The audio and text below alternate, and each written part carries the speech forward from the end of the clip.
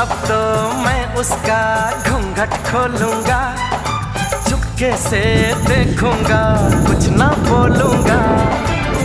होय होय होय ये बेचैनी, होय होय होय ये बेताबी, जाने वो कैसा होगा रे। हो जिसको देखा ना परसों, देखूंगा मैं कल परसों, जाने वो कैसी होगी रे।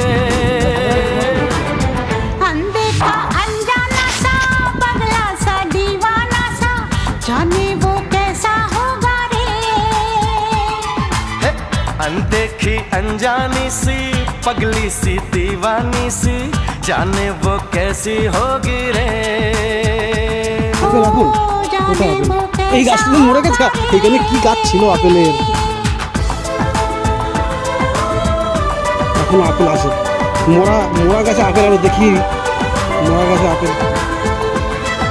এই আপেল আর খাওয়ার যোগ্য না, এখন এই আপেল শেষের যোগ্য।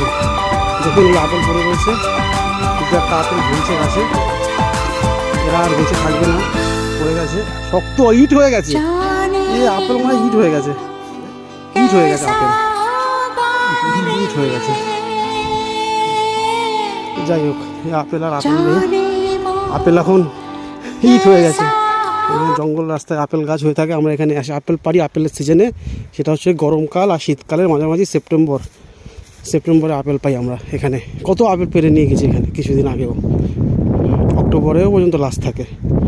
তাই আমরা এখন ঠান্ডা হাওয়া দিচ্ছে, শীতকাল, বাড়িতে পথে করছি।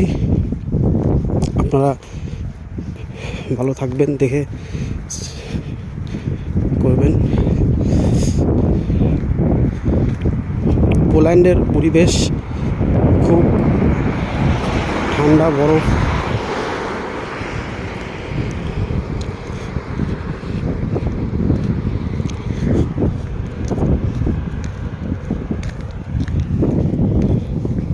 কোথায় গেল অমিত?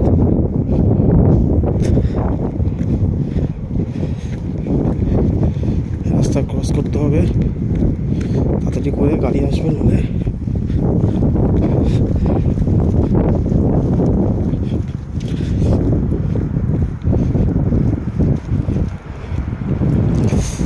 সব গাড়িতে বরফ পড়ে রয়েছে এখন, পরিস্থিতি এমন।